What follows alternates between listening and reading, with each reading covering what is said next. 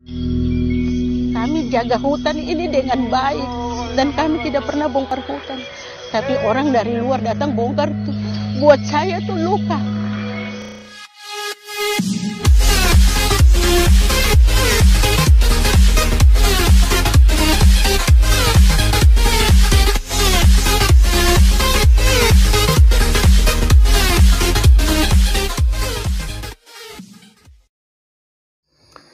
Oke teman-teman, terima kasih banyak teman-teman. Kita jumpa lagi di dalam kasih Tuhan. Terima kasih untuk teman-teman yang kemarin sudah subscribe channel saya. Tuhan memberkati teman-teman semua di dalam pelayanan. Kiranya Allah sumber kasih karunia dan damai sejahtera memelihara hati dan pikiran teman-teman di dalam Tuhan kita Yesus Kristus.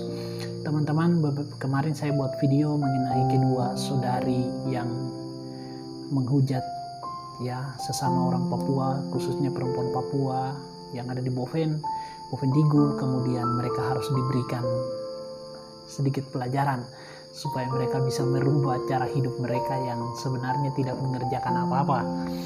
Tapi sebagai orang percaya yang berhikmat dan beriman, kemarin saya menyarankan supaya bagaimana cara kita menyelesaikan persoalan. Tentunya kita boleh marah, tetapi jangan berbuat dosa. Sebab Alkitab bilang kalau kamu marah, hendaklah jangan berbuat dosa. Jangan sampai iblis pakai itu dan kemudian kita tidak mendapatkan kasih karunia, ya, tidak mendapatkan berkat yang seharusnya kita terima. Nah, teman-teman, pada video kali ini saya akan mencoba untuk memberikan komentar ya terkait beberapa video yang dibagikan kepada saya, dan saya melihat di YouTube juga ada, yaitu masalah tanah dan perusahaan yang ada di beberapa tempat di Papua, terutama dua tempat, Kabupaten Merauke dan Kabupaten Boven Digul. Ya, akhir-akhir ini kita melihat bahwa masalah tanah menjadi masalah yang sangat sensitif di Papua, khususnya di wilayah konteksnya. Dalam video ini saya buat konteksnya misalnya di wilayah Boven Digul, ya, di mana di sana ada perusahaan besar yang ada di sana, yaitu perusahaan Korindo, di mana sebagian dari hutan dari wilayah hak ulayat itu digarap dan masyarakat tidak tahu harus mau bagaimana, ya. Dan juga kita sebagai masyarakat dan juga sebagai hak ulayat, sebagai pemilik juga kita yang menjualnya, dan kemudian sekarang anak cucu menderita karena kelalaian yang kita lakukan. Nah teman-teman, sebelum kita melakukan pembahasan, saya berikan tanggapan terkait video itu. Saya juga mengajak kita semua untuk saya akan membaca dulu dari kitab Kejadian pasal 2 ayatnya yang ke-15 sebagai orang percaya.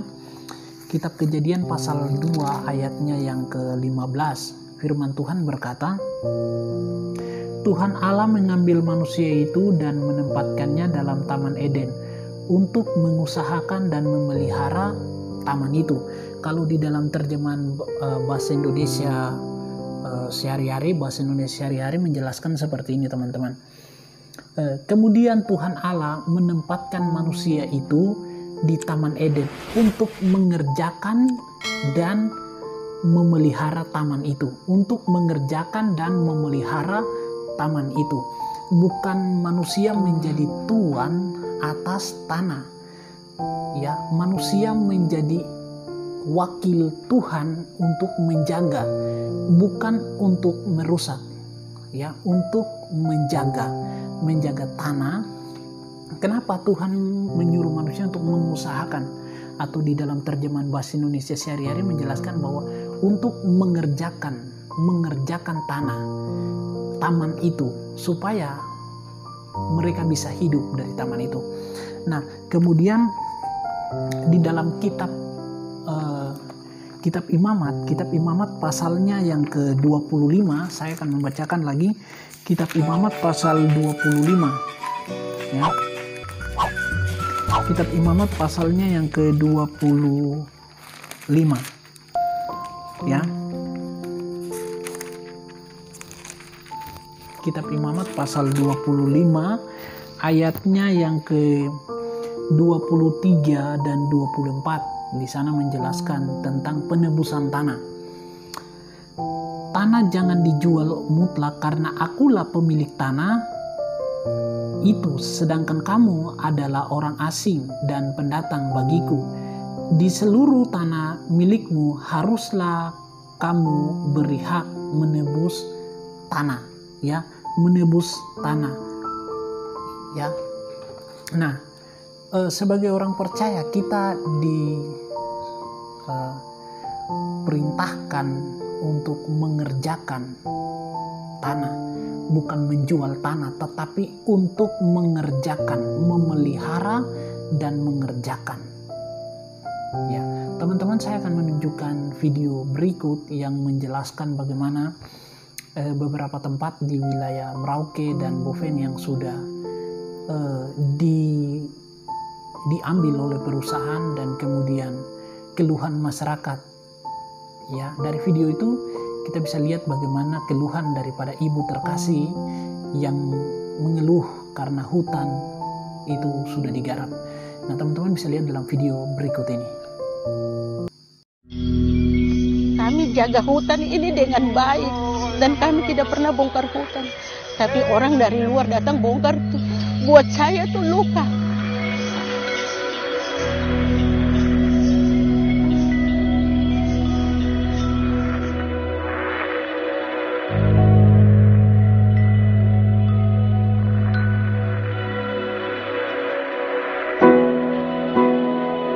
Saya biasa menangis. Saya menangis, saya sedih. Kenapa saya punya hutan alam Papua yang begini indah yang Tuhan ciptakan untuk kami. Teman-teman, dalam video itu kita melihat bahwa ibu terkasih mengatakan bahwa kami hidup dan kami mencari makan. Tuhan memberikan kami hutan untuk mencari makan, mencari kehidupan. Di situ mereka bisa hidup karena mereka bisa pancing, bisa berburu, ya, untuk menghidupi kehidupan mereka. Terutama makanan pokok dari orang Papua adalah sagu. Dan di mana ketika perusahaan masuk, maka sagu, rawa-rawa sagu itu ditimbun dan kemudian masyarakat harus membeli beras. Padahal kalau hutan itu tidak digusur, masyarakat bisa ambil sagu, bisa meramah sagu tanpa mereka. Ada yang mereka tanam, tetapi ada juga yang sudah Tuhan sediakan melalui alam. Dan juga mereka berburu untuk pendidikan anak-anak mereka. Tetapi sekarang dalam video itu kita melihat bagaimana keluhan daripada ibu itu, menjelaskan bahwa bagaimana sakitnya dia merasakan bahwa hutan itu dihancurkan, nah, oleh perusahaan. Dalam pembacaan kita Alkitab tadi kita sudah baca bahwa Tuhan menaruh manusia di dalam Taman Eden untuk mengerjakan, ya, mengerjakan taman itu dan untuk kehidupan mereka di tengah-tengah taman itu. Nah, kemudian di dalam Imamat tadi, Imamat pasal 25 ayat 23, Tuhan bilang bahwa tanah jangan dijual mutlak karena akulah pemilik tanah. Akulah pemilik tanah. Berarti manusia punya milik apa? Tidak ada. Manusia tidak punya milik apa-apa. Yang punya milik atas ciptaan ini adalah Allah. Yang mempunyai milik atas bumi ini, bahkan manusia, adalah Allah. Ya, kenapa Tuhan bilang tanah jangan dijual? Ya, karena kalau manusia menjual tanah, maka hidupnya akan sengsara. Ya, hidupnya akan sengsara, bukan saja menjual, tetapi merusaknya, hidupnya akan sengsara. Ya, seperti video tadi, misalnya, itu sudah menjelaskan bagaimana ketika tanah itu dijual, maka kehidupan itu akan seperti itu. Nah, kemudian apa yang terjadi ketika ada pembakaran kayu?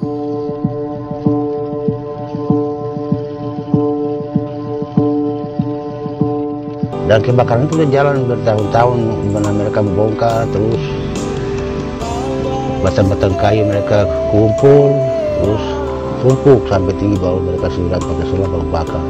Sampai 2016 baru selesai. Ibu tertutup ini kalau pembongkaran itu sisa-sisa kayu yang dibakar itu yang tidak dipakai kan dibakar. Tertutup ini dunia ini. Ini penuh asap ini, apalagi kalau sudah sore begini ibu. Itu lain lagi, sudah gelap.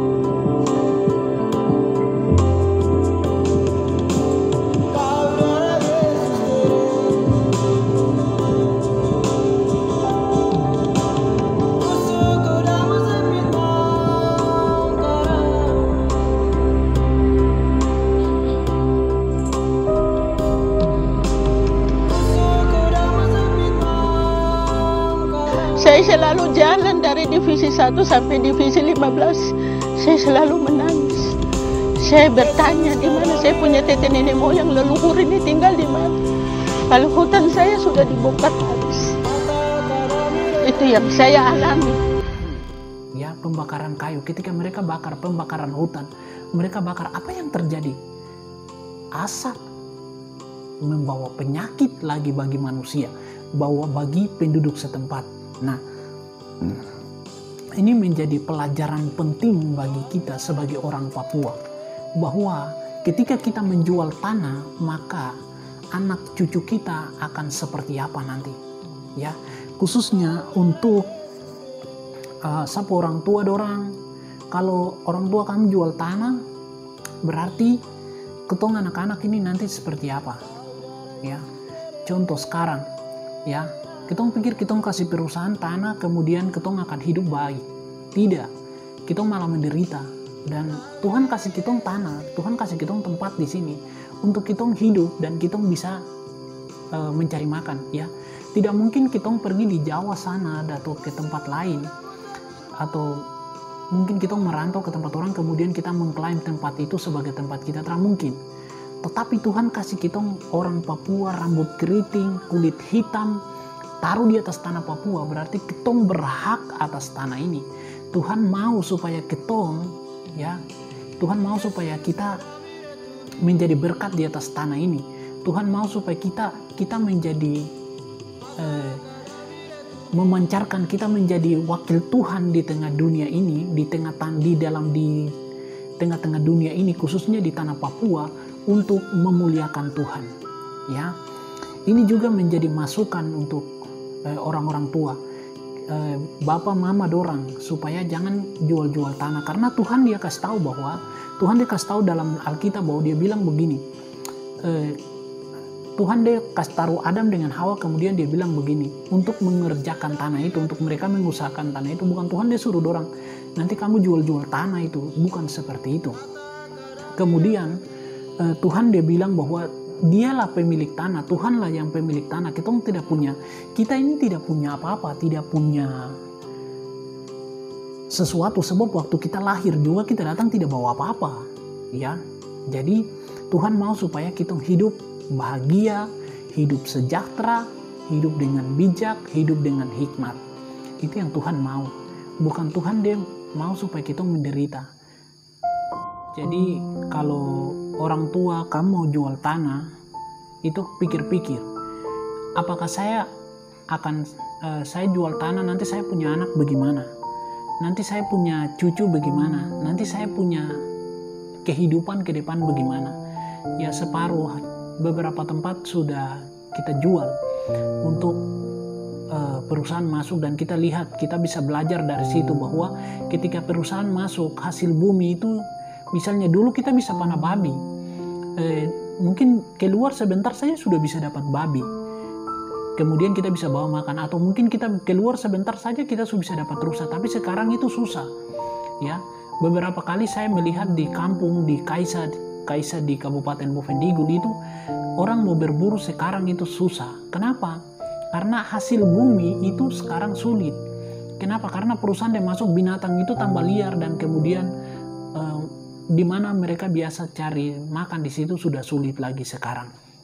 Nah, kita belajar dari setiap apa yang ada, bahwa Tuhan dia mau supaya di atas tanah ini di atas tanah Papua ini kita bisa mencari makan, ya, cari makan, kemudian kita anak-anak itu sekolah dan kemudian bisa mendapatkan pendidikan yang baik. Ya, memang salah satu ini yang paling utama adalah pendidikan, bahwa pendidikan juga di kampung-kampung itu belum juga terlalu baik, tetapi puji Tuhan beberapa akhir-akhir ini program pendidikan itu semakin baik di beberapa tempat. Nah, jadi Tuhan bilang bahwa Dia pemilik tanah, jadi tidak usah jual-jual tanah. Kalau kita jual nanti kita akan menderita, ya. Kalau bisa jangan jual, ya. Jangan jual tanah, tetapi meminjamkan dengan perjanjian kerja bahwa berapa tahun begitu akan dikembalikan, supaya tanah itu tetap menjadi milik kita, ya. Jadi kontrak kerja dengan perusahaan kah, dengan pengusaha kah, supaya apa? Sampai dengan anak cucu kita itu masih bisa menikmati dan tanah itu tetap milik kita, bukan milik mereka, ya. Kalau kita menjual tanah, mungkin sekarang kita ada di sini, mungkin nanti besok kita beli tanah lagi, ya. Tapi bukan orang asli Papua yang sudah punya tanah itu lagi, sudah orang lain. Jadi ini harus diperhatikan. Untuk orang-orang tua dorang, bapak mama dorang, kalau ada perusahaan yang mau masuk atau apa, itu pikir-pikir.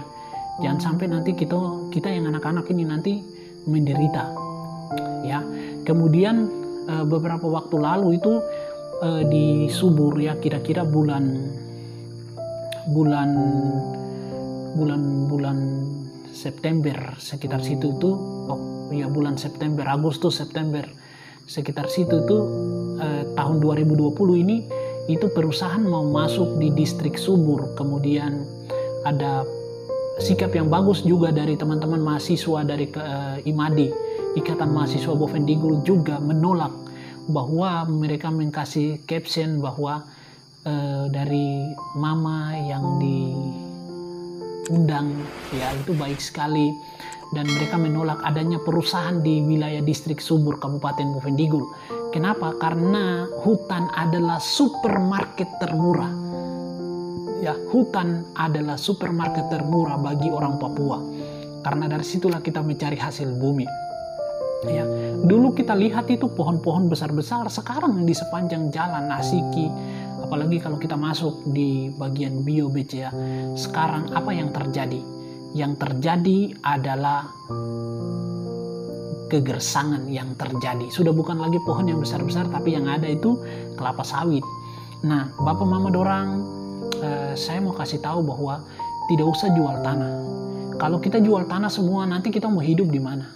Ya, kita bilang hak kesulungan, tapi kalau kita jual tanah terus berarti kita tidak jaga hak kesulungan. Hak kesulungan itu, yaitu sudah Tuhan taruh tanah di sini, bukan kita jual. Berarti kita menjual harga diri kita sendiri. Kita menjual harga diri kita sendiri. Uang bisa habis, tapi tanah tidak akan pernah habis. Jadi jangan karena tanah diiming-iming dengan uang 1 miliar, 100 juta, 1 miliar, 1 triliun. Itu mama bapak dorang sementara saja. Uang itu kita pakai habis hari ini. Tapi tanah sampai dengan anak cucu kita masih bisa menggunakannya. Kemudian beberapa tempat di Kabupaten Bovendigul itu sudah ada pencarian emas dan sebagainya. Jadi mama bapak dorang, kalau bisa kita berhikmat, berbijak di dalam mengelola. Kalau tidak, berarti kita sendiri jangan jual kepada orang lain, apalagi jual kepada pengusaha. Ya, uang itu sebentar saja akan habis, tetapi tanah itu harus tetap menjadi milik kita. Ya, menjadi milik mau orang Kombai kah, orang Korowai kah, orang Cita kah, orang Mandobo kah, orang Awiu kah, bapak dorang semua, mama dorang, jangan jual tanah. Ya, mau orang Mandobo kah, orang Muyu kah, orang Kombai kah, orang Awiu kah, orang Korowai kah, orang Cita kah, orang Mapi kah, selama dia rambut keriting, ya, rambut keriting, kulit hitam yang ada di atas tanah Papua, ya, tidak boleh jual tanah. Nanti anak cucu kita akan seperti apa. Anak cucu kita akan kehilangan, ya. Dan juga kalau bisa jangan dijual, tetapi dikontrakkan. Ya, ada pengusaha mungkin mau kontrak dengan perjanjian kerja sekian tahun, tanah itu tetap masih menjadi milik kita. Seperti apa yang disampaikan oleh Alkitab di dalam kitab Imamat pasal 25, bahwa Tuhan mengatakan bahwa Dialah pemilik tanah. Ya, di seluruh tanah milikmu haruslah kamu memberi hak menebus kembali. Berarti Tuhan bilang di seluruh tempatmu, haruslah di seluruh tanahmu kamu harus memakai hak menebus kembali. Artinya bahwa kamu memberikannya kepada dia, tetapi kamu harus menebusnya kembali, mengambilnya kembali. Mungkin sekarang dengan ikatan kerjasama, ikatan kontrak beberapa tahun begitu. Ya, saya pikir di Republik ini sudah mengatur tentang itu, jadi kita bisa bijak dalam menggunakan apa yang ada. Pesan saya kepada mama dorang semua atau saudara-saudara yang menonton video ini, sampaikan kepada orang tua, khususnya orang Papua. Saya mau menyampaikan bahwa tanah jangan dijual karena kepentingan pribadi. Kenapa? Karena kalau dijual karena sesuatu yang nantinya akan merusak generasi berikutnya dan generasi berikut akan hidup menderita, lebih baik jangan. Ya, Tuhan mau supaya kita hidup di atas tanah ini dengan bijak. Tuhan mau supaya kita mengelola, mengusahakan tanah supaya kita bisa hidup dari tanah itu. Kita mengusahakan tanah untuk pendidikan anak-anak, untuk pendidikan kita, ya. Mungkin kita berikan kepada Tuhan apa yang Tuhan punya, dan kita mengambil apa yang menjadi bagian kita, ya. Jadi hendaklah kita menggunakan tanah untuk kemuliaan bagi nama Tuhan. Ya, apalagi saya pesankan kepada teman-teman mahasiswa, teman-teman yang sudah kuliah, yang sudah berpendidikan, kalau boleh janganlah kita lagi yang menyetujui adanya penjualan tanah atau perusahaan masuk dan sebagainya. Contoh yang baik sudah ditunjukkan oleh mahasiswa, Ikatan Mahasiswa Kabupaten Bovendigul, ya, ketika mereka menyampaikan itu dalam hal orpeksi, ya, dalam penerimaan anggota baru ke dalam organisasi mereka juga menolak akan hal itu. Dan saya pikir itu baik sekali untuk bagaimana anak muda Papua, bagaimana menjadi anak muda yang berpengetahuan tetapi juga bijak di dalam menggunakan apa yang Tuhan sudah berikan. Dan juga pesan saya juga kepada anak-anak muda Papua, kamu sekolah baik-baik. Ya, ketika kamu sudah kuliah, kamu sudah sekolah baik, sudah kuliah sampai dengan selesai, kamu jadi berkat di atas tanah ini. Karena Tuhan mau kemuliaannya, namanya diagungkan di atas tanah ini, yaitu tanah Papua. Ya, kita bilang tanah Papua sebagai tanah Injil. Ya, hendaklah kata itu, Injil berarti kabar baik itu, orang Papua sendiri mengerti apa itu kabar baik. Kabar baik yang menyelamatkan. Kabar baik yang diberikan oleh Yesus adalah untuk menebus dan membebaskan. Bukan saja orang Papua, tetapi untuk semua orang. Tetapi yang menjadi poin penting di sini adalah sekiranya tanah Injil, ada damai sejahtera Allah di atas tanah ini. Ada sukacita di atas tanah ini. Ada kemakmuran di atas tanah ini. Sehingga Allah dimuliakan di atas tanah ini. Dan yang berikut adalah, teman-teman Papua, kamu berhenti untuk minum minuman keras. Ya, dalam video saya sebelumnya saya sudah menyampaikan bahwa alkohol tidak menyelamatkan. Alkohol tidak mengerjakan keselamatan. Kenapa, teman-teman? Karena kalau kita mabuk dan kemudian kita ditabrak, kemudian meninggal, mati, atau mungkin kita mabuk kemudian tidur di jalan, orang potong, ya, apalagi akhir-akhir ini orang Papua banyak yang meninggal, ya, banyak yang meninggal, baik itu orang-orang besar, pendeta dan sebagainya, itu banyak.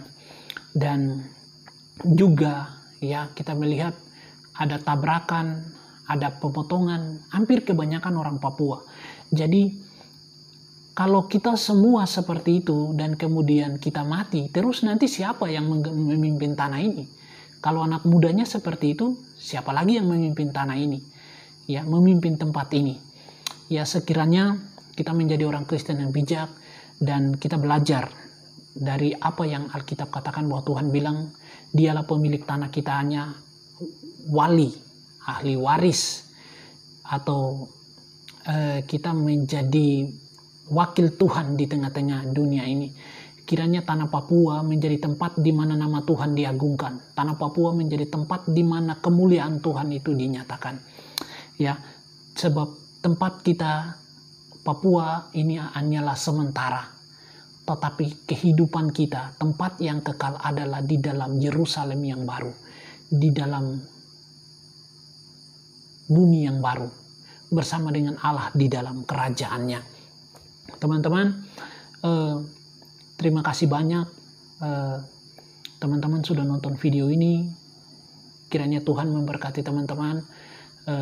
Jika teman-teman ada pendapat lain yang berkaitan dengan konten ini, atau yang berkaitan dengan video ini menyangkut tanah dan sebagainya, teman-teman bisa tulis di kolom komentar, biar kita bersama-sama membahas apa yang seharusnya sebagai anak muda Papua, bagaimana kita memberikan masukan kepada orang-orang tua kita, kepada generasi yang ada, supaya kita semakin bijak, ya, di dalam melihat apa yang menjadi pemberian Tuhan. Dan kita sebagai apa? Kita adalah alat yang Tuhan tempatkan untuk melayani Tuhan, ya. Kita berbeda dari ciptaan yang lain. Tujuan kita adalah menaklukkan ciptaan yang lain. Kita menaklukkan bumi ini, tetapi bukan dalam arti merusak bumi ini, tetapi menjaga dan memelihara bumi ini. Ya, ketika manusia jatuh ke dalam dosa, rusak bumi ini. Tetapi ingat bahwa kasih karunia Tuhan sudah menyelamatkan kita. Kabar baik bahwa Yesus datang bukan hanya untuk orang Papua, tetapi untuk semua orang. Yesus datang, ada pengharapan yang baru, bahwa hidup kekal hanya diperoleh ketika kita percaya kepada Tuhan Yesus Kristus. Tuhan memberkati Bapak Ibu, dan Bapak Ibu jangan lupa untuk like, komen, dan subscribe video ini. Kita bersama-sama membagi berkat, ya, kepada orang lain. Mungkin kita tidak bisa berkhotbah, mungkin kita tidak bisa untuk melayani Tuhan di gereja, tetapi bagaimana kita menjadi berkat di tengah-tengah kehidupan kita, di tengah-tengah masyarakat kita. Kita menjadi orang Kristen yang memancarkan kasih Kristus, itu jauh lebih baik. Karena apa yang Tuhan inginkan, yaitu setiap kita di tengah-tengah keluarga kita, pekerjaan kita, Tuhan hadir di sana. Tuhan Yesus memberkati kita dan memelihara kita. Dan saya berdoa untuk saudara-saudari semua supaya diberkati oleh Tuhan. Shalom, selamat bertemu di video-video berikutnya.